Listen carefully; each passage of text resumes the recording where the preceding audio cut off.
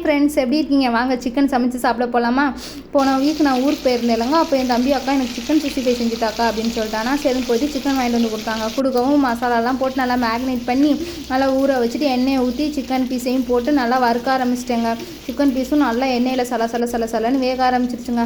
அப்புறம் வெந்ததுக்கப்புறம் அதை எடுத்து ஹாட் பாக்ஸில் வச்சாச்சுங்க. வச்சுட்டு மீதி இருக்க பீஸஸையும் போட்டு நல்லா வறுத்து எல்லாத்தையும் முடிச்சாச்சுங்க. Chicken 65 ready ஆகிடுச்சுங்க. அதுக்கப்புறம் ஒரு பக்கம் சிக்கன் கிரேவி செய்யலாம் அப்படின்னு சொல்லிட்டு சிக்கன் கிரேவி செஞ்சாச்சுங்க. நல்லா காரசாரமாக அப்படியே திக்காக அப்படியே செஞ்சு கொஞ்சோண்டு வச்சாச்சுங்க.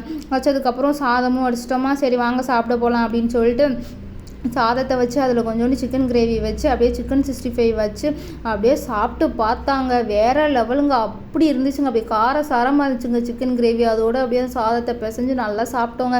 சாப்பிட்டதுக்கப்புறம் அப்போ தாங்க ஒன்று தோணுச்சு, என்ன தான் வெளியெல்லாம் போய் நம்ம சாப்பிட்டாலும் கூட வீட்டில் நம்ம சமைச்சு சாப்பிட்றது ஒரு தனி டேஸ்ட் தான் அப்படின்னு சொல்லிட்டு அம்மா தம்பி எல்லோரும் சாப்பிட ஆரம்பிச்சிட்டாங்க.